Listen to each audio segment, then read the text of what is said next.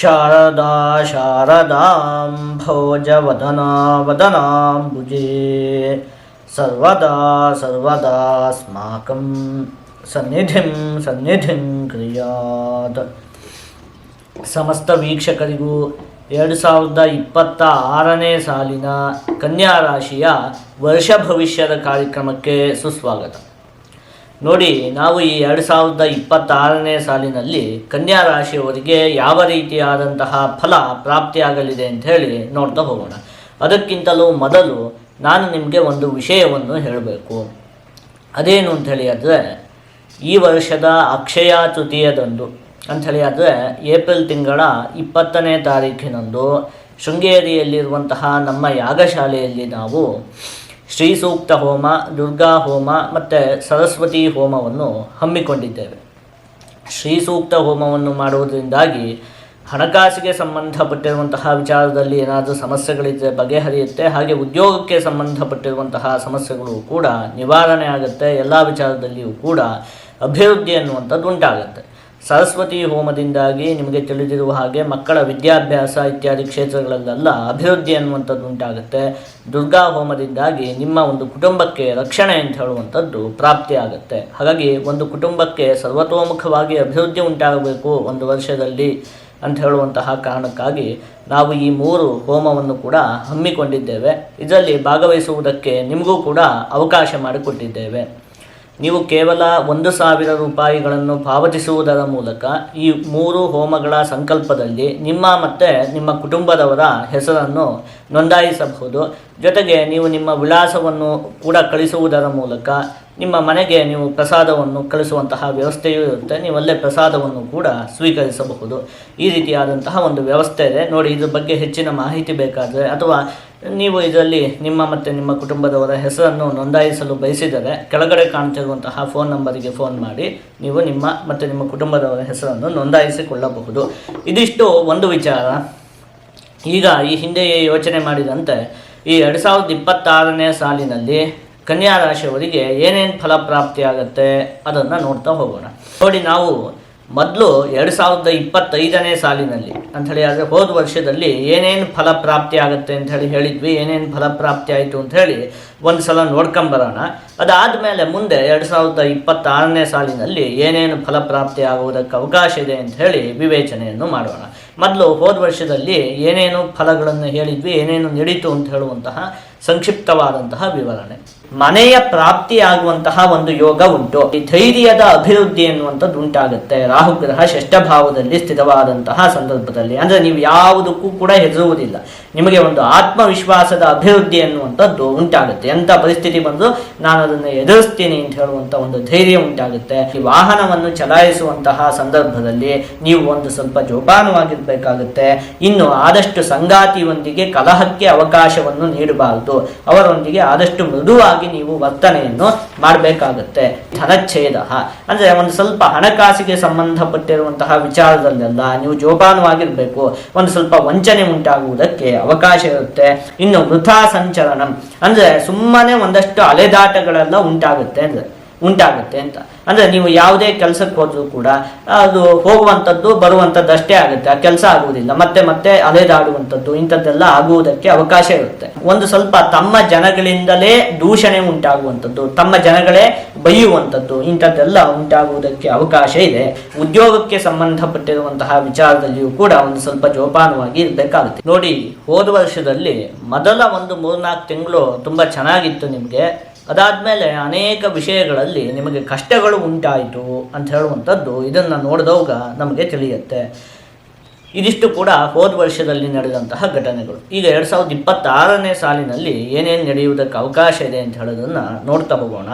ನಾವು ಒಂದು ವರ್ಷದ ಭವಿಷ್ಯವನ್ನು ವಿವೇಚನೆ ಮಾಡುವಂತಹ ಸಂದರ್ಭದಲ್ಲಿ ಪ್ರಮುಖವಾಗಿ 4 ಗ್ರಹಗಳನ್ನು ಪರಿಗಣನೆಗೆ ತೆಗೆದುಕೊಳ್ತೀವಿ. ರಾಹು, ಕೇತು, ಶನಿ ಮತ್ತು ಬೃಹಸ್ಪತಿ ಗ್ರಹ. ಇದರಲ್ಲಿ ಈ ವರ್ಷದಲ್ಲಿ ರಾಹುಕೇತು ಗ್ರಹಗಳು ಬದಲಾವಣೆಯನ್ನು ಹೊಂದುತ್ತೆ. ಯಾವಾಗ ಅಂಥೇಳಿ ಆದರೆ ಡಿಸೆಂಬರ್ ತಿಂಗಳಲ್ಲಿ. ಹಾಗಾಗಿ ಈ ವರ್ಷದ ಒಂದು ಭವಿಷ್ಯವನ್ನು ವಿವೇಚನೆ ಮಾಡುವಂತಹ ಸಂದರ್ಭದಲ್ಲಿ ರಾಹುಕೇತುಗಳ ಏನು ಬದಲಾವಣೆ ಅಂತ ಹೇಳುವಂಥದ್ದನ್ನು ಪರಿಗಣನೆಗೆ ತೆಗೆದುಕೊಳ್ಳಲಾಗುವುದಿಲ್ಲ. ಹೋದ ವರ್ಷ ರಾಹುಕೇತುಗಳು ಎಲ್ಲಿ ಸ್ಥಿತವಾಗಿತ್ತೋ ಈ ವರ್ಷ ಕೂಡ ಅಲ್ಲೇ ಸ್ಥಿತವಾಗಿರುತ್ತೆ. ಇನ್ನು ಶನಿಗ್ರಹವೂ ಕೂಡ ಹೋದ ವರ್ಷವೂ ಮೀನರಾಶಿಯಲ್ಲಿ ಸ್ಥಿತವಾಗಿತ್ತು, ಈ ವರ್ಷವೂ ಕೂಡ ನಿಮಗೆ ಅದು ಮೀನರಾಶಿಯಲ್ಲೇ ಸ್ಥಿತವಾಗಿರುತ್ತೆ. ಮುಖ್ಯವಾಗಿ ಈ ವರ್ಷದಲ್ಲಿ ಗುರುಗ್ರಹ ಬದಲಾವಣೆಯನ್ನು ಹೊಂದುತ್ತಾ ಇರುವಂಥದ್ದು. ಅದು ಒಟ್ಟು ಈ ವರ್ಷದಲ್ಲಿ 3 ರಾಶಿಯಲ್ಲಿ ಸಂಚಾರವನ್ನು ನಡೆಸುತ್ತೆ. ಜನವರಿಯಿಂದ ಹಿಡಿದು ಜೂನ್ವರೆಗೆ ಅದು ಮಿಥುನ ರಾಶಿಯಲ್ಲಿ ಇರುತ್ತೆ. ಜೂನ್ 2ನೇ ತಾರೀಕಿನಿಂದ ಹಿಡಿದು ಅಕ್ಟೋಬರ್ 31ನೇ ತಾರೀಕಿನವರೆಗೆ ಕರ್ಕಾಟಕ ರಾಶಿಯಲ್ಲಿರುತ್ತೆ. ಅಲ್ಲಿ ನವೆಂಬರ್ ಮತ್ತು ಡಿಸೆಂಬರ್ ಈ ಕೊನೆಯ 2 ತಿಂಗಳಲ್ಲಿ ಅದು ಸಿಂಹ ರಾಶಿಯಲ್ಲಿ ಸ್ಥಿತವಾಗಿರುತ್ತೆ. ಈ ರೀತಿಯಾಗಿ ಅದು ಈ ವರ್ಷದಲ್ಲಿ 3 ರಾಶಿಗಳಲ್ಲಿ ಸಂಚಾರವನ್ನು ನಡೆಸುತ್ತೆ. ಹಾಗಾಗಿ ನಿಮ್ಮ ಈ ವರ್ಷದ ಒಂದು ಭವಿಷ್ಯವನ್ನು ನಾವು 3 ವಿಭಾಗ ಮಾಡಿ ತಿಳಿದುಕೊಳ್ಬೇಕು. ಒಂದನೇದು ಜನವರಿಯಿಂದ ಹಿಡಿದು ಜೂನ್ವರೆಗೆ ಏನೇನು ನಡೆಯುತ್ತೆ ಅಂತ, ಇನ್ನೊಂದು ಜೂನಿಂದ ಹಿಡಿದು ಅಕ್ಟೋಬರ್ ಮುಗಿಯುವವರೆಗೆ ಏನೇನು ನಡೆಯುತ್ತೆ ಅಂತ, ಇನ್ನೊಂದು ಕೊನೆಯ 2 ತಿಂಗಳಲ್ಲಿ ಏನೇನು ನಡೆಯುತ್ತೆ ಅಂತ ಹೇಳಿ 3 ವಿಭಾಗ ಮಾಡಿ ನಾವು ತಿಳಿದುಕೊಳ್ಬೇಕಾಗತ್ತೆ.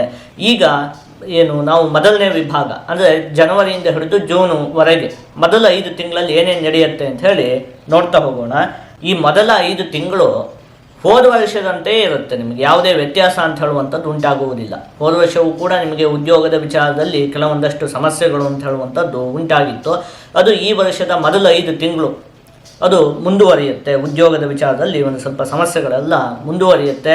ಇನ್ನು ಕೆಲಸ ಕಾರ್ಯಗಳಲ್ಲಿ ಒಂದು ಸ್ವಲ್ಪ ವಿಘ್ನಗಳು ಉಂಟಾಗುತ್ತೆ. ಹೋದ ವರ್ಷವೂ ಇದೇ ಥರ ಇತ್ತು. ಯಾವುದೇ ಕೆಲಸಕ್ಕೆ ಕೈ ಹಾಕಿದ್ರು ಕೂಡ ಅದೇನೋ ಒಂದು ಅಷ್ಟು ಬೇಗ ಆಯಿತು ಅಂತ ಹೇಳಿಲ್ಲ, ಏನೋ ಒಂದಷ್ಟು ವಿಘ್ನಗಳು. ಅದು ಈ ವರ್ಷದ ಒಂದು 5ನೇ ತಿಂಗಳವರೆಗೂ ಕೂಡ ಅದೇ ರೀತಿ ಇರುತ್ತೆ ಪರಿಸ್ಥಿತಿ. ಮತ್ತು ಆತ್ಮೀಯರ ಚುಚ್ಚು ಮಾತುಗಳಿಂದ ಮನಸ್ಸಿಗೆ ಒಂದು ಸ್ವಲ್ಪ ಬೇಸರ ಉಂಟಾಗುವುದಕ್ಕೆ ಅವಕಾಶ ಇದೆ. ನಿಮ್ಮ ಸುತ್ತಮುತ್ತ ಇರುವಂತಹ ಜನಗಳೇ, ಸ್ನೇಹಿತರಾಗಿರಬಹುದು, ನಿಮ್ಮ ಆತ್ಮೀಯರು, ಬೇಕಾದಂತಹ ವ್ಯಕ್ತಿಗಳೇ, ಅವರೇ ಏನೋ ಒಂದಷ್ಟು ಚುಚ್ಚು ಮಾತನ್ನು ಆಡ್ತಾರೆ. ಅದರಿಂದೆಲ್ಲ ಮನಸ್ಸಿಗೆ ಬೇಜಾರು ಉಂಟಾಗುವುದಕ್ಕೆ ಅವಕಾಶ ಇರುತ್ತೆ. ಏನು ತೀರ ಚೆನ್ನಾಗಿದೆ ಅಂತ ಹೇಳಿಲ್ಲ. ಯಾವಾಗ ಹೋದ ವರ್ಷದ ರೀತಿಯೇ ಇದೆ. ಜನವರಿಯಿಂದ ಹಿಡಿದು ಜೂನ್ವರೆಗೆ ಮೊದಲ 5 ತಿಂಗಳು ಅಂತ ಹೇಳುವಂಥದ್ದು ಹೋದ ವರ್ಷದ ರೀತಿಯೇ. ಕೆಲವೊಂದು ವಿಚಾರ ಹೇಳಿದ್ನಲ್ಲ, ಅವುಗಳಲ್ಲೆಲ್ಲ ಹುಷಾರಾಗಿರಬೇಕಾಗತ್ತೆ ಅಂತ ಹೇಳುವಂಥ ಬದಲಾವಣೆ ಅಂತ ಹೇಳುವಂಥದ್ದು ಇಲ್ಲ ಯಾವಾಗ ಮೊದಲ 5 ತಿಂಗಳಲ್ಲಿ. ಇದಾದ ಮೇಲೆ ಜೂನ್ ತಿಂಗಳ 2ನೇ ತಾರೀಖಿನಂದು ಗುರುಗ್ರಹ ನಿಮಗೆ ಕರ್ಕಾಟಕ ರಾಶಿಗೆ ಪ್ರವೇಶವನ್ನು ಮಾಡುತ್ತೆ. ಇದು 2ನೇ ವಿಭಾಗ. ಈಗೇನಾಗುತ್ತೆ, ಅಲ್ಲಿಂದ ಹಿಡಿದು ಅಕ್ಟೋಬರ್ 31ನೇ ತಾರೀಕಿನವರೆಗೂ ಕೂಡ ಕರ್ಕಾಟಕ ರಾಶಿಯಲ್ಲಿ ಗುರುಗ್ರಹದ ಸ್ಥಿತಿ ಅಂತ ಹೇಳುವಂಥದ್ದು ಇರುತ್ತೆ. ನಿಮಗೆ ಏಕಾದಶ ಭಾವದಲ್ಲಿ ಗುರುಗ್ರಹದ ಸ್ಥಿತಿ ಅದು ಕೂಡ ಉಚ್ಚವಾಗಿ ಸ್ಥಿತವಾಗಿರುತ್ತೆ. ಹಾಗಾಗಿ ಈ 5 ತಿಂಗಳಲ್ಲಿ ನಿಮ್ಮ ಜೀವನದಲ್ಲಿ ಒಂದು ದೊಡ್ಡ ಬದಲಾವಣೆ ಅಂತ ಹೇಳುವಂಥದ್ದೇ ಉಂಟಾಗ್ಬಿಡುತ್ತೆ. ನೋಡಿ, ಮೊದಲ 5 ತಿಂಗಳು ಚೆನ್ನಾಗಿಲ್ಲ, ಅದಾದಮೇಲೆ 5 ತಿಂಗಳಿದೆಯಲ್ಲ, ಇದು ಅತ್ಯಂತ ಅದ್ಭುತವಾಗಿದೆ. ನಿಮ್ಮ ಜೀವನದಲ್ಲೇ ಒಂದು ದೊಡ್ಡ ಬದಲಾವಣೆ ಉಂಟಾಗುವಂತಹ ಸಮಯ ಇದು ಅಂತ ಹೇಳಿ ವಿವೇಚನೆಯನ್ನು ಮಾಡಬಹುದು. ಏನು ಹೇಳಿರುವಂಥದ್ದು, ಯಶೋವೃದ್ಧಿ ಫಲಂತೇಜ ಸರ್ವತ್ರ ವಿಜಯ ಸುಖಂ ಶತ್ರುನಾಶೋ ಮಂತ್ರಸಿದ್ಧಿರೇಕಾದಶಗತೆ ಗುರವು ಅಂತ ಹೇಳಿರುವಂಥದ್ದು. ಯಶೋವೃದ್ಧಿ, ನಿಮಗೊಂದಷ್ಟು ಕೀರ್ತಿ ಎಲ್ಲ ಪ್ರಾಪ್ತಿಯಾಗುತ್ತೆ, ಸನ್ಮಾನಗಳು ಇತ್ಯಾದಿಗಳೆಲ್ಲ ಪ್ರಾಪ್ತಿಯಾಗೋದಕ್ಕೆ ಅವಕಾಶ ಇರುತ್ತೆ. ಸರ್ವತ್ರ ವಿಜಯ, ನೀವು ಯಾವ ಕೆಲಸಕ್ಕೆ ಕೈ ಹಾಕಿದ್ರು ಅದರಲ್ಲೆಲ್ಲ ನಿಮಗೆ ಯಶಸ್ಸು ಅಂತ ಹೇಳುವಂಥದ್ದು ಪ್ರಾಪ್ತಿಯಾಗುತ್ತೆ. ನೋಡಿದ್ವಲ್ಲ, ಮೊದಲ 5 ತಿಂಗಳಲ್ಲಿ ಯಾವ ಕೆಲಸಕ್ಕೆ ಕೈ ಹಾಕಿದ್ರು ಅದರಲ್ಲೆಲ್ಲ ವಿಘ್ನ. ಹೋದ ವರ್ಷವೂ ಅದೇ ಥರ ಇತ್ತು. ಈ ವರ್ಷದ ಮೊದಲ 5 ತಿಂಗಳು ಕೂಡ ಅದೇ ಥರ ಇದೆ. ಅದು ಜೂನ್ ಆದಮೇಲೆ ಮತ್ತೆ 5 ತಿಂಗಳಿದೆಯಲ್ಲ, ಆವಾಗ ನೀವು ಯಾವ ಕೆಲಸಕ್ಕೆ ಕೈ ಹಾಕಿದ್ರು ಕೂಡ ಅದರಲ್ಲೆಲ್ಲ ನಿಮಗೆ ಯಶಸ್ಸು, ಸರ್ವತ್ರ ವಿಜಯ, ಎಲ್ಲ ವಿಚಾರದಲ್ಲಿಯೂ ಕೂಡ ಯಶಸ್ಸು ಅಂತ ಹೇಳುವಂಥದ್ದು ಪ್ರಾಪ್ತಿಯಾಗುತ್ತೆ. ಶತ್ರುನಾಶ, ಶತ್ರುಗಳಿಂದ ಏನಾದರೂ ಸಮಸ್ಯೆಗಳು ಉಂಟಾಗ್ತಿದ್ರೆ ಅವುಗಳು ಕೂಡ ಬಗೆಹರಿಯುತ್ತೆ. ಮಂತ್ರಸಿದ್ಧಿ, ಆಧ್ಯಾತ್ಮಿಕ ಸಾಧಕರುಗಳಿಗೆಲ್ಲ ಅತ್ಯಂತವಾಗಿ ಅಭಿವೃದ್ಧಿ ಅನ್ನುವಂಥದ್ದು ಉಂಟಾಗುತ್ತೆ ಈ ಸಮಯದಲ್ಲಿ. ಇನ್ನು ಉದ್ಯೋಗದಲ್ಲಿ ಉಂಟಾಗುತ್ತಿದ್ದಂತಹ ಸಮಸ್ಯೆಗಳು ಬಗೆಹರಿಯುತ್ತೆ. ಮುಖ್ಯವಾಗಿ ನೋಡಿ, ಹೋದ ವರ್ಷವೂ ಉದ್ಯೋಗದಲ್ಲಿ ಕೆಲವೊಂದು ಸಮಸ್ಯೆ ಉಂಟಾಗ್ತಿತ್ತು. ಈ ವರ್ಷದ 5ನೇ ತಿಂಗಳವರೆಗೂ ಕೂಡ ಅದಕ್ಕೆ ಅವಕಾಶ ಇದೆ. ಅದಾದಮೇಲೆ ನಿಮಗೆ ಉದ್ಯೋಗದಲ್ಲಿ ಉಂಟಾಗುತ್ತಿರುವಂತಹ ಸಮಸ್ಯೆಗಳೆಲ್ಲ ಬಗೆಹರಿಯುತ್ತೆ. ಜೊತೆಗೆ ಉದ್ಯೋಗದ ವಿಚಾರದಲ್ಲಿ ಅಭಿವೃದ್ಧಿನೂ ಉಂಟಾಗುತ್ತೆ. ಸಮಸ್ಯೆ ಬಗೆಹರಿಯುತ್ತೆ ಒಂದು, ಎರಡನೇದು ಅಭಿವೃದ್ಧಿನೂ ಉಂಟಾಗುತ್ತೆ. ಅಂದರೆ ನೀವು ಮಾಡ್ತಿರುವಂತಹ ಉದ್ಯೋಗದಲ್ಲಿ ನಿಮಗೆ ಮುಂಬಡ್ತಿ, ಪ್ರಮೋಷನ್, ಉನ್ನತವಾದ ಸ್ಥಾನಮಾನಗಳು ಇತ್ಯಾದಿಗಳು ಪ್ರಾಪ್ತಿಯಾಗುವುದಕ್ಕೆ ಅವಕಾಶ ಇರುತ್ತೆ. ಮತ್ತು ಉದ್ಯೋಗದ ವಿಚಾರದಲ್ಲಿ ಒಂದಷ್ಟು ಅಭಿವೃದ್ಧಿ ಅನ್ನುವಂಥದ್ದು ಉಂಟಾಗುತ್ತೆ. ಇನ್ನು ಶಿಕ್ಷಕರಿಗೆ, ರಾಜಕಾರಣಿಗಳಿಗೆ, ಧಾರ್ಮಿಕ ಮುಖಂಡರಿಗೆ ಇವರಿಗೆಲ್ಲ ಉತ್ತಮವಾಗಿ ಲಾಭ ಉಂಟಾಗುತ್ತೆ. ಜೊತೆಗೆ ಕೀರ್ತಿಯ ಪ್ರಾಪ್ತಿಯೂ ಕೂಡ ಉಂಟಾಗುತ್ತೆ. ನೂತನವಾದ ವಾಹನದ ಪ್ರಾಪ್ತಿ ಉಂಟಾಗುವುದಕ್ಕೆ ಅವಕಾಶ ಇದೆ. ನೋಡಿ, ನಿಮಗೆ ಚತುರ್ಥ ಭಾವದ ಅಧಿಪತಿ ಗುರುಗ್ರಹ, ಲಾಭ ಸ್ಥಾನದಲ್ಲಿರುವಂಥದ್ದು. ಅಂದರೆ ಏನಾಗುತ್ತೆ, ವಾಹನ ಲಾಭ ಉಂಟಾಗುತ್ತೆ. ಏನೋ ಹೊಸ ಗಾಡಿಗಳನ್ನು ತಗೊಳ್ಬೇಕು ಅಂತ ಹೇಳಿ ಆಸೆ ಇದ್ದರೆ ಅದೆಲ್ಲ ಈಡೇರುವುದಕ್ಕೆ ಈ ಮಧ್ಯದ 5 ತಿಂಗಳು, ಜೂನಿಂದ ಹಿಡಿದು ಅಕ್ಟೋಬರ್ವರೆಗೆ ಈ ಮಧ್ಯದ 5 ತಿಂಗಳಲ್ಲಿ ನಿಮಗೆ ಅವಕಾಶ ಇದೆ. ಇನ್ನು ವಾಹನಕ್ಕೆ ಸಂಬಂಧಪಟ್ಟಿರುವಂತಹ ಕೆಲಸವನ್ನು ಮಾಡ್ತಿರುವಂತಹ ವ್ಯಕ್ತಿಗಳಿಗೆ, ವಾಹನ ಚಾಲಕರಾಗಿರಬಹುದು ಅಥವಾ ವಾಹನಗಳನ್ನು ರಿಪೇರಿ ಮಾಡುವಂತಹ ವ್ಯಕ್ತಿಗಳಾಗಿರಬಹುದು, ಹೀಗೆ ಏನೋ ವಾಹನಕ್ಕೆ ಸಂಬಂಧಪಟ್ಟ ಕೆಲಸವನ್ನು ಮಾಡ್ತಿರುವಂತಹ ಎಲ್ಲ ವ್ಯಕ್ತಿಗಳಿಗೂ ಕೂಡ ಅಭಿವೃದ್ಧಿ ಅನ್ನುವಂಥದ್ದು ಉಂಟಾಗುತ್ತೆ. ಇನ್ನು ಸ್ನೇಹಿತರು ಮತ್ತು ಬಂಧುಗಳಿಂದ ನಿಮಗೆ ವಿಶೇಷವಾದ ಗೌರವ ಪ್ರಾಪ್ತಿಯಾಗುತ್ತೆ. ನೋಡಿ, ಮೊದಲ 5 ತಿಂಗಳಲ್ಲಿ ಏನಾಗುತ್ತೆ, ಹೋದ ವರ್ಷ ಮತ್ತು ಮೊದಲ 5 ತಿಂಗಳಲ್ಲೆಲ್ಲ ಏನಾಗುತ್ತೆ, ಸ್ನೇಹಿತರು, ಆತ್ಮೀಯರು ಇವರೇ ಒಂದಷ್ಟು ನಿಮ್ಮ ಬಗ್ಗೆ ಏನೋ ಚುಚ್ಚು ಮಾತನ್ನಾಡ್ತಾರೆ, ಅದರಿಂದೆಲ್ಲ ಬೇಜಾರಾಗೋದಕ್ಕೆಲ್ಲ ಅವಕಾಶ ಇರುತ್ತೆ. ಆದರೆ 5 ತಿಂಗಳಾದ ಮೇಲೆ ಈ ಒಂದು ಪರಿಸ್ಥಿತಿನೇ ಬದಲಾಗುತ್ತೆ. ಅವರೆಲ್ಲ ನಿಮಗೆ ಗೌರವ ಕೊಡುವುದಕ್ಕೆ ಆರಂಭವನ್ನು ಮಾಡ್ತಾರೆ. ಇನ್ನು ಪತಿ ಪತ್ನಿಯರ ನಡುವೆ ಇರುವಂತಹ ವೈಮನಸ್ಯ ಪರಿಹಾರ ಆಗುತ್ತೆ. ನಿಮಗೆ ಗುರುಗ್ರಹ ಸಪ್ತಮ ಭಾವದ ಅಧಿಪತಿ, ವಿವಾಹ ಸ್ಥಾನ, ಪತ್ನಿ ಸ್ಥಾನ, ಇದರ ಅಧಿಪತಿ ಏಕಾದಶ ಭಾವದಲ್ಲಿ ಲಾಭಸ್ಥಾನದಲ್ಲಿ ಸ್ಥಿತವಾಗಿರುವಂಥದ್ದು. ಹಾಗಾಗಿ ಏನಾಗುತ್ತೆ, ಈ ಹಿಂದೆ ಏನಾದರೂ ಪತಿ ಪತ್ನಿಯರ ನಡುವೆ ಹೋದ ವರ್ಷಕ್ಕೆಲ್ಲ ಅವಕಾಶ ಇತ್ತು, ಶನಿಗ್ರಹ ಸಪ್ತಮದಲ್ಲಿ ಇರೋದ್ರಿಂದಾಗಿ ಏನು ಪತಿ ಪತ್ನಿಯರ ನಡುವೆ ವೈಮನಸ್ಸೆಲ್ಲ ಉಂಟಾಗೋದಕ್ಕೆ ಅವಕಾಶ ಇತ್ತು. ಹಾಗೇನಾದರೂ ಉಂಟಾಗಿದೆ ಅದೆಲ್ಲ ಬಗೆಹರಿಯುತ್ತೆ. ಏನು ಸಂಸಾರ ಅಂತ ಹೇಳುವಂಥದ್ದು ಉತ್ತಮಗೊಳ್ಳುತ್ತೆ. ಇನ್ನು ವಿವಾಹಾಪೇಕ್ಷೆಗಳಿಗಂತೂ ಅತ್ಯಂತ ಉತ್ತಮವಾಗಿದೆ. ಹೇಳಿದ್ನಲ್ಲ, ಒಂದು ಗುರುಬಲ ತುಂಬ ಚೆನ್ನಾಗಿದೆ. ಇನ್ನೇನು ಗುರುಬಲ, ಗುರು ಏಕಾದಶ ಭಾವದಲ್ಲಿ ಸ್ಥಿತವಾಗಿರುವಂಥದ್ದು, ಅದು ಅತ್ಯಂತ ಉತ್ತಮವಾಗಿದೆ. ಅದರಲ್ಲೂ ಅದು ಉಚ್ಚವಾಗಿ ಸ್ಥಿತವಾಗಿದೆ. ಅದರಲ್ಲೂ ಕೂಡ ನಿಮಗೆ ಸಪ್ತಮ ಭಾವದ ಅಧಿಪತಿಯಾಗಿ ಅದು ಏಕಾದಶ ಭಾವದಲ್ಲಿ ಸ್ಥಿತವಾಗಿರುವಂಥದ್ದು. ಹಾಗಾಗಿ ವಿವಾಹಾಪೇಕ್ಷೆಗಳಿಗಂತೂ ಈ ಮಧ್ಯದ 5 ತಿಂಗಳು ನೋಡಿ, ಜೂನಿಂದ ಹಿಡಿದು ಅಕ್ಟೋಬರ್ವರೆಗೆ ಈ ಮಧ್ಯದ 5 ತಿಂಗಳು ಅತ್ಯಂತ ಉತ್ತಮವಾಗಿದೆ. ಹಾಗೆ ಅನೇಕ ಮೂಲಗಳಿಂದ ಧನಲಾಭ ಉಂಟಾಗುವುದಕ್ಕೂ ಕೂಡ ಅವಕಾಶ ಇರುತ್ತೆ. ಇನ್ನು ಚತುರ್ಥ ಭಾವದ ಅಧಿಪತಿ ಈ ಹಿಂದೆ ಹೇಳಿದ ಹಾಗೆ, ಹಾಗಾಗಿ ಭೂಮಿ ಮತ್ತು ಮನೆಗೆ ಸಂಬಂಧಪಟ್ಟಿರುವಂತಹ ವಿಚಾರಗಳಲ್ಲಿ ಒಂದಷ್ಟು ಅಭಿವೃದ್ಧಿ ಉಂಟಾಗುವುದಕ್ಕೆ ಅವಕಾಶ ಇದೆ. ಏನಾದರೂ ಭೂಮಿಯನ್ನು ತೆಗೆದುಕೊಳ್ಬೇಕು ಅಂತ ಹೇಳಿ ಅಂದ್ಕೊಂಡಿದ್ರೆ ಅದಕ್ಕೆಲ್ಲ ನೋಡಿ ತುಂಬ ಒಂದು ಅವಕಾಶ ಅಂತ ಹೇಳುವಂಥದ್ದಿದೆ. ಅದಾದಮೇಲೆ ಮನೆಗಳು ಕಟ್ಟುವಂಥದ್ದು ಇರಬಹುದು, ಇಂಥದ್ದು ಏನಾದರೂ ಮಾಡಬೇಕು ಅಂತ ಅಂದ್ಕೊಂಡಿದ್ರು ಕೂಡ ಅದೆಲ್ಲ ಈ ಒಂದು ಸಮಯದಲ್ಲಿ ಆಗು ಹೋಗುತ್ತೆ. ಇನ್ನು ಶತ್ರುಗಳೇ ಮಿತ್ರರಾಗ್ಬಿಡ್ತಾರೆ. ಅದೇ ನಾನು ಹೇಳಿದ್ನಲ್ಲ, ಮೊದಲು ಒಂದು 5 ತಿಂಗಳಲ್ಲೆಲ್ಲ ಏನಾಗುತ್ತೆ, ಎಲ್ಲ ನಿಮ್ಮ ಬಗ್ಗೆ ವಿರುದ್ಧವಾಗಿ ಮಾತಾಡೋರೇ ಇರ್ತಾರೆ. ಆದರೆ ಈ ಮಧ್ಯದ 5 ತಿಂಗಳಲ್ಲಿ ಶತ್ರುಗಳು ಕೂಡ ನಿಮಗೆ ಮಿತ್ರರಾಗಿ ಪರಿವರ್ತನೆಯನ್ನು ಹೊಂದುತ್ತಾರೆ. ಶುಭ ಸುದ್ದಿಯನ್ನು ಕೇಳುವಂತಹ ಯೋಗ ಉಂಟು ನಿಮಗೆ ಈ ಸಂದರ್ಭದಲ್ಲಿ. ಏನೋ ಒಂದಷ್ಟು ಶುಭ ಸುದ್ದಿಗಳನ್ನು ಕೇಳುವಂತಹ ಯೋಗ ಅಂತ ಹೇಳುವಂಥದ್ದು ಉಂಟು ಈ ಮಧ್ಯದ 5 ತಿಂಗಳಲ್ಲಿ. ಅಗುಪ್ಯಂಚ ಲಾಭೆ ಗುರೌ ಕಿನ್ನ ಲಭ್ಯಂ ವದಂತ್ಯಷ್ಟಧೀಮಂತ ಮನ್ಯೇ ಮುನೀಂದ್ರಾಹ ಪಿತುರ್ಭಾರಭೃತ್ ಸ್ವಾಂಗಜಾಸ್ತಸ್ಯ ಪಂಚ ಪರಾರ್ಥಸ್ತದರ್ಥೋ ನಚೇದ್ ವೈಭವಾಯ ಅಂತ ಹೇಳಿರುವಂಥದ್ದು. ನೋಡಿ, ಅಗುಪ್ಯಂಚ ಲಾಭೆ ಅಂದರೆ ಸುವರ್ಣದ ಲಾಭ ಉಂಟಾಗುತ್ತೆ. ಚಿನ್ನ, ಬೆಳ್ಳಿ ಇತ್ಯಾದಿ ಅವುಗಳ ಒಂದು ಲಾಭ ಅಂತ ಹೇಳುವಂಥದ್ದು ನಿಮಗೆ ಉಂಟಾಗುತ್ತೆ ಅಂತ ಹೇಳಿರುವಂಥದ್ದು. ನೋಡಿ, ಏನಾದರೂ ಆಭರಣಗಳನ್ನು ಖರೀದಿ ಮಾಡಬೇಕು ಅಂತ ಹೇಳುವಂತಹ ಯೋಜನೆಗಳೆಲ್ಲ ಇದ್ದಂತಹ ಪಕ್ಷದಲ್ಲಿ ಮಧ್ಯದ 5 ತಿಂಗಳು ಅತ್ಯಂತ ಉತ್ತಮವಾಗಿದೆ. ಇನ್ನು ವದಂತ್ಯಷ್ಟ ಧೀಮಂತ ಮನ್ಯೇ ಮುನೀಂದ್ರಾಹ, ವಿದ್ಯಾರ್ಥಿಗಳಿಗೂ ಕೂಡ ಬುದ್ಧಿಶಕ್ತಿ ಅಂತ ಹೇಳುವಂಥದ್ದು ತೀಕ್ಷ್ಣವಾಗಿರುತ್ತೆ. ವಿದ್ಯಾರ್ಥಿಗಳಿಗೂ ಈ ಸಮಯ ಅಂತ ಹೇಳುವಂಥದ್ದು ಅತ್ಯಂತ ಉತ್ತಮವಾಗಿದೆ. ಒಟ್ಟಲ್ಲಿ ಹೇಳಬೇಕು ಅಂದರೆ ಈ ಮಧ್ಯದ 5 ತಿಂಗಳು ನಿಮ್ಮ ಕನಸೆಲ್ಲ ನನಸಾಗುತ್ತೆ. ನಿಮ್ಮ ಜೀವನದಲ್ಲೇ ಒಂದು ದೊಡ್ಡ, ನೀವು ಅಂದಾಜೆ ಮಾಡದೇ ಇರೋ ಹಾಗೆ ಅಷ್ಟು ದೊಡ್ಡ ಮಟ್ಟದ ಬದಲಾವಣೆ ಅಂತ ಹೇಳುವಂಥದ್ದು ಉಂಟಾಗುತ್ತೆ.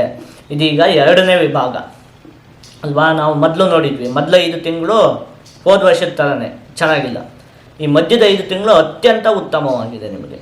ಈಗ 3ನೇ ವಿಭಾಗ ನೋಡಬೇಕು, ಯಾವುದು ನವೆಂಬರ್ ಮತ್ತು ಡಿಸೆಂಬರ್ ತಿಂಗಳಲ್ಲಿ ಏನಾಗುತ್ತೆ ಅದನ್ನು ನೋಡ್ತಾ ಹೋಗೋಣ. ಈ 2 ತಿಂಗಳು ನೀವು ಒಂದು ಸ್ವಲ್ಪ ಜೋಪಾನವಾಗಿರಬೇಕಾಗತ್ತೆ. ಯಾಕೆ ಹೇಳಿ, ಗುರುಗ್ರಹ ಸಿಂಹ ರಾಶಿಯಲ್ಲಿರುತ್ತೆ. ಅಂದರೆ ನಿಮಗೆ ದ್ವಾದಶ ಭಾವದಲ್ಲಿ ಗುರುಗ್ರಹದ ಸ್ಥಿತಿ ಇರುತ್ತೆ. ಹಾಗಾಗಿ ಕಾಲಿಗೆ ಸಂಬಂಧಪಟ್ಟಿರುವಂತಹ ಆರೋಗ್ಯದ ವಿಚಾರದಲ್ಲಿ ಸ್ವಲ್ಪ ಜೋಪಾನವಾಗಿರಬೇಕಾಗತ್ತೆ. ಎಲ್ಲೋ ಹೋಗ್ತಾ ಇರ್ತೀರಿ, ಕಾಲಿಗೆ ಏನೋ ತಾಗುತ್ತೆ, ಕಾಲಲ್ಲಿ ಗಾಯ ಆಗುತ್ತೆ ಅಥವಾ ಕಾಲು ಜಾರಿ ಬೀಳುವಂಥದ್ದು, ಇಂಥದಕ್ಕೆಲ್ಲ ಅವಕಾಶ ಇರುತ್ತೆ. ಬಟ್ ಕಾಲಿಗೆ ಸಂಬಂಧಪಟ್ಟಿರುವಂತಹ ಆರೋಗ್ಯದ ವಿಚಾರದಲ್ಲಿ ಒಂದು ಸ್ವಲ್ಪ ಜೋಪಾನವಾಗಿರಬೇಕಾಗುತ್ತೆ. ಇನ್ನು ಹಣಕಾಸಿಗೆ ಸಂಬಂಧಪಟ್ಟಿರುವಂತಹ ಯಾವುದೇ ದೊಡ್ಡ ನಿರ್ಧಾರವನ್ನು ಕೂಡ ನೀವು ಈ ಸಮಯದಲ್ಲಿ ತೆಗೆದುಕೊಳ್ಳಬಾರ್ದು. ಹಣಕಾಸಿನ ವಿಚಾರದಲ್ಲೆಲ್ಲ ಒಂದು ಸ್ವಲ್ಪ ವಂಚನೆ ಉಂಟಾಗುವುದಕ್ಕೆ ಅವಕಾಶ ಇರುತ್ತೆ ಈ ಸಮಯದಲ್ಲಿ, ಆಯಿತಾ. ಕೊನೆಯ 2 ತಿಂಗಳು ಹೇಳ್ತಿರುವಂಥದ್ದು. ಹಾಗಾಗಿ ಹಣಕಾಸಿಗೆ ಸಂಬಂಧಪಟ್ಟಿರುವಂತಹ ಯಾವುದೇ ನಿರ್ಧಾರವನ್ನು ಕೂಡ ತೆಗೆದುಕೊಳ್ಳುವಂಥದ್ದು ಬೇಡ. ಇನ್ನು ಅಮೂಲ್ಯವಾದ ವಸ್ತುಗಳೆಲ್ಲ ಒಂದು ಸ್ವಲ್ಪ ಕಳೆದು ಹೋಗೋದಕ್ಕೆ ಅವಕಾಶ ಇರುತ್ತೆ. ಏನೋ ಚಿನ್ನದ ಸರಗಳಾಗಿರಬಹುದು, ಇತ್ಯಾದಿಗಳಾಗಿರಬಹುದು, ಎಲ್ಲೋ ಇಡ್ತೀರಿ ಮತ್ತು ಸಿಗದೇ ಇರುವಂಥದ್ದು, ಇಂಥದ್ದೆಲ್ಲ ಆಗೋದಕ್ಕೆ ಕೊನೆಯ 2 ತಿಂಗಳಲ್ಲಿ ಅಲ್ಲಿವರೆಗೂ ಎಲ್ಲ ಚೆನ್ನಾಗಿದೆ, ಎಲ್ಲ ಅಭಿವೃದ್ಧಿ ಎಲ್ಲ ಉಂಟಾಗುತ್ತೆ. ಕೊನೆಯ 2 ತಿಂಗಳಲ್ಲಿ ಒಂದು ಸ್ವಲ್ಪ ಅಮೂಲ್ಯವಾದ ವಸ್ತುಗಳನ್ನೆಲ್ಲ ನೀವು ಜೋಪಾನವಾಗಿ ಇಟ್ಕೊಳ್ಬೇಕಾಗತ್ತೆ. ಈ ಒಂದು 3-4 ವಿಚಾರದಲ್ಲಿ ನೀವು ಒಂದು ಸ್ವಲ್ಪ ಜೋಪಾನವಾಗಿ ಇರಬೇಕಾಗತ್ತೆ. ಇನ್ನು ಶನಿಗ್ರಹ ನಿಮಗೆ ಸಪ್ತಮ ಭಾವದಲ್ಲಿ ಸ್ಥಿತವಾಗಿರುವಂಥದ್ದು. ಹೋದ ವರ್ಷ ಕೂಡ ಸಪ್ತಮ ಭಾವದಲ್ಲಿ ಸ್ಥಿತವಾಗಿತ್ತು, ಈ ವರ್ಷವೂ ಕೂಡ ಅದು ಸಪ್ತಮ ಭಾವದಲ್ಲಿ ಸ್ಥಿತವಾಗಿರುತ್ತೆ. ಹಾಗಾಗಿ ನೀವೇನಾದರೂ ಪಾಲುದಾರಿಕೆ ವ್ಯವಹಾರವನ್ನು ಮಾಡ್ತಾ ಇದ್ದರೆ ಅದರಲ್ಲೆಲ್ಲ ಒಂದು ಸ್ವಲ್ಪ ಸಮಸ್ಯೆಗಳು ಉಂಟಾಗುವುದಕ್ಕೆ ಅವಕಾಶ ಇರುತ್ತೆ. ಹಾಗಾಗಿ ಆ ವಿಚಾರದಲ್ಲಿ ಸ್ವಲ್ಪ ಜೋಪಾನವಾಗಿರಬೇಕಾಗತ್ತೆ. ಇನ್ನು ರಾಹುಗ್ರಹ ನಿಮಗೆ ಷಷ್ಠ ಭಾವದಲ್ಲಿ ಹೋದ ವರ್ಷದಂತೆ ಈ ವರ್ಷವೂ ಕೂಡ ಸ್ಥಿತವಾಗಿರುವಂಥದ್ದು. ಹಾಗಾಗಿ ಹೋದ ವರ್ಷದಲ್ಲೂ ಕೂಡ ರಾಹುಗ್ರಹದಿಂದ ನಿಮಗೆ ಉತ್ತಮವಾದ ಫಲಪ್ರಾಪ್ತಿ ಆಗ್ತಿತ್ತು, ಧನ ಲಾಭ ಇತ್ಯಾದಿಗಳೆಲ್ಲ. ಅದೆಲ್ಲ ಈ ವರ್ಷದಲ್ಲಿಯೂ ಕೂಡ ನಿಮಗೆ ಮುಂದುವರಿಯುತ್ತೆ. ಇನ್ನು ಕೇತುಗ್ರಹ ನಿಮಗೆ ದ್ವಾದಶ ಭಾವದಲ್ಲಿ ಸ್ಥಿತವಾಗಿರುವಂಥದ್ದು. ಹಾಗಾಗಿ ನೀವು ಈ ವರ್ಷದ ಕೊನೆಯ 2 ತಿಂಗಳಲ್ಲಿ, ಅದರಲ್ಲೂ ಕೂಡ ಮುಖ್ಯವಾಗಿ ಕೊನೆಯ 2 ತಿಂಗಳಲ್ಲಿ ವಾಹನವನ್ನು ಚಲಾಯಿಸುವಂತಹ ಸಂದರ್ಭದಲ್ಲಿ ನೀವು ಒಂದು ಸ್ವಲ್ಪ ಜೋಪಾನವಾಗಿ ಇರಲೇಬೇಕಾಗತ್ತೆ. ಅಲ್ಲಿಗೆ ಇದಿಷ್ಟನ್ನು ಕೂಡ ನಾವು ಅವಲೋಕನವನ್ನು ಮಾಡಿದಂತಹ ಸಂದರ್ಭದಲ್ಲಿ ನಿಮಗೆ ಮೊದಲ 5 ತಿಂಗಳು ಇದೆಯಲ್ಲ, ಏನು ಕೂಡ ಬದಲಾವಣೆ ಇಲ್ಲ. 2025 ಹೇಗಿತ್ತು ಅದೇ ಥರ ಹೋಗುತ್ತೆ. ಕೆಲವೊಂದಷ್ಟು ಉದ್ಯೋಗದ ಸಮಸ್ಯೆ ಇತ್ಯಾದಿಗಳೆಲ್ಲ ಕಾಡ್ತಾನೆ ಇರುತ್ತೆ.